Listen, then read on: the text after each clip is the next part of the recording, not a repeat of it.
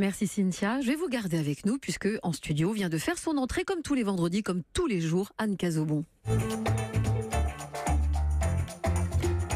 Et vu votre mine, Anne, j'ai l'impression qu'aujourd'hui vous nous cachez quelque chose. J'entretiens mon côté mystérieux pour vous parler d'un sujet brûlant, celui des amours secrètes, des amours impossibles, des amours silencieuses. Et je ne vous parle pas de passage à l'acte, d'adultère, d'esclandre, de divorce, de vêtements jetés par les fenêtres, d'un week-end sur 2 et la moitié des vacances. Non, je vous parle de ces êtres que la vie met sur notre chemin pour rallumer la flamme, pour nous inviter à au moins constater la beauté chez l'autre quand elle est trop cachée chez nous, à l'intérieur, quand on ne la voit pas, tapis sous quelques kilos de dépréciation, quelques containers d'estime de soi brisée et des 15 tonnes de trouille jumelées à quelques expériences douloureuses. Amour secret, obligé de se cacher.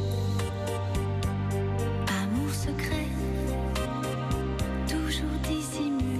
Oui, je vous demande de réfléchir un instant à toutes ces personnes pour lesquelles vous avez eu un coup de cœur dans votre vie, à tous ces mots qui ont buté sur vos dents et qui ne sont jamais sortis, devant ce collègue de bureau, devant lequel vous perdiez tous vos moyens, cette collaboratrice qui vous impressionnait beaucoup, cet assistant devant lequel vous renversiez tous vos cafés, cette standardiste à la voix suave, cette chef de service que vous avez aimé secrètement pendant plus ou moins longtemps, ces histoires d'amour qu'une réunion de direction pimente parce qu'il ou elle sera là.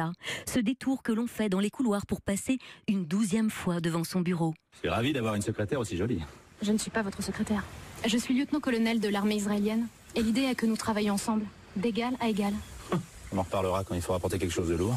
Oui, aujourd'hui, tel un Didier Deschamps des amours inavoués, je vous invite à dresser votre liste des 23. Des 23 coups de foudre qui vous sont tombés dessus, mais qui ne se sont jamais exprimés. Sans doute parce que les astres n'étaient pas tout à fait alignés à ce moment-là. Ces inconnus avec lesquels vous êtes tombés en amour, comme on dit au Québec, pendant quelques minutes dans les transports en commun, pendant 3 stations, à peine le temps d'admirer l'élégance d'une posture. C'est beau mollet dur et son petit cul moulé dans un short. Alors aujourd'hui, je vous invite à vous aussi dresser votre liste de tous ces coups de cœur, toutes ces fois où vous vous êtes dit « Qu'est-ce qui parle bien ? Qu'est-ce qu'elle a l'air malicieux ?» Oui, toutes ces personnes auxquelles parfois, des années après, vous repensez entre 4 et 5 heures du matin. Vous vous souvenez avoir frôlé la tachycardie plus d'une fois dans l'ascenseur avec lui ou elle. Vous vous remémorez tous ces sourires qui vous ont fait vous sentir un peu plus vivant. Ça y est, vous l'avez tous en tête, votre liste ? Bon, et bien maintenant, j'ai une proposition à vous faire. Je vous propose donc de regarder en face, mais vraiment en face, que cette personne-là, qui vous a fait rater votre arrêt de bus ou courir pour aller au travail tous les matins, eh bien, vous l'avez été pour beaucoup d'hommes ou de femmes. Et tout cela sans en avoir la moindre idée. Ce qui veut dire que nous aussi, on fait partie des 23 coups de foudre de quelqu'un d'autre, C'est une équation fabuleuse. voire de plusieurs autres.